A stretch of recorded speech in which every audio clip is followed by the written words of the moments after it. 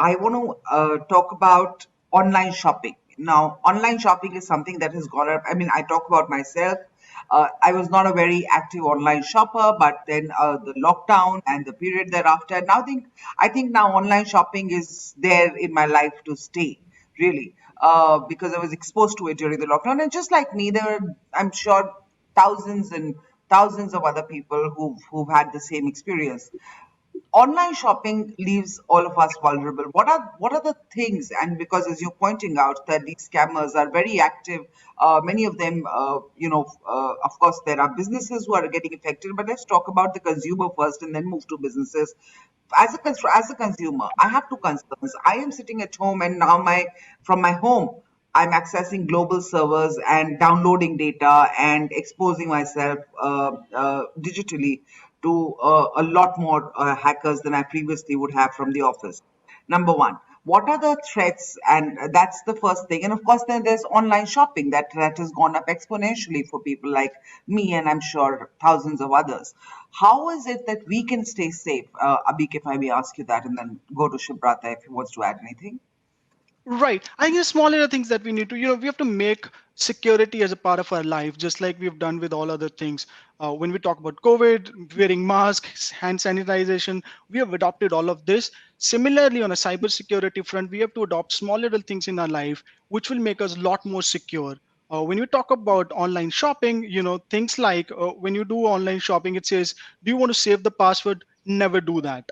Because if you're saving the password, if you're saving the credit card information, it's very easy for a hacker to steal that information. So never, never, ever do that. I would also say that, I would go a step beyond and say that when you're doing shopping, don't do shopping from websites which are not very renowned. Do a shopping from Amazon probably, but do it from a mom and a pop shop, which you're not aware of. They may steal information also.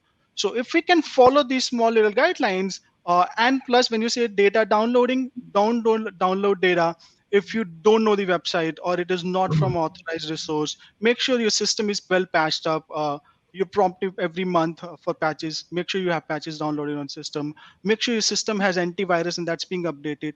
Small little things like these, we are mostly secure. Right, Shibrata, do you want to, would you like to sort of add to that if there's anything that you would like to? Yes, Aditi, if you see the recent attacks that they are going through in the cyber attack, where the identity is compromised and data has been taken from the user system. So if you classify that, you see there are three major attacks which is happening. So one is the very prominent one, which is called as brute force attack. So the hackers, what they do is they run a particular script in your system, they push it through a phishing filter, right? And it runs in a possible combination of password that you are using to log into your system. So first of all, please don't save any of the password automatically, which a Google Chrome or any browser that is prompting you. So don't do that.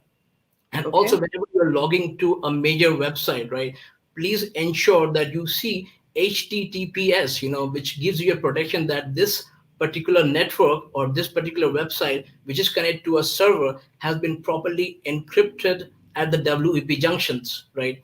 And the second threat that you see right now is a dictionary attack.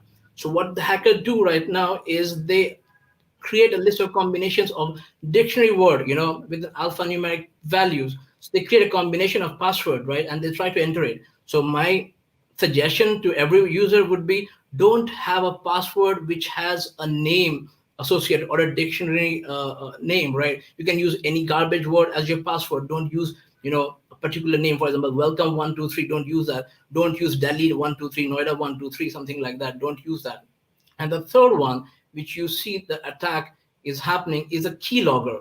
Now, a keylogger is a combination of phishing as well as the brute force attack, where the hacker tries to understand how the key operates in your system or your laptop, right? So they attacks through a phishing. They try to capture the keyboard of your system, and once they capture the keyboard of your system, your data get compromised. They understand how you are typing the numbers or the alphabets, and they try to create a combination of that. Then try to identify which can be your password. And once they identify that, they start entering to the different websites, and your data is compromised once again. So don't do this kind of practices. This will actually prevent the hacking.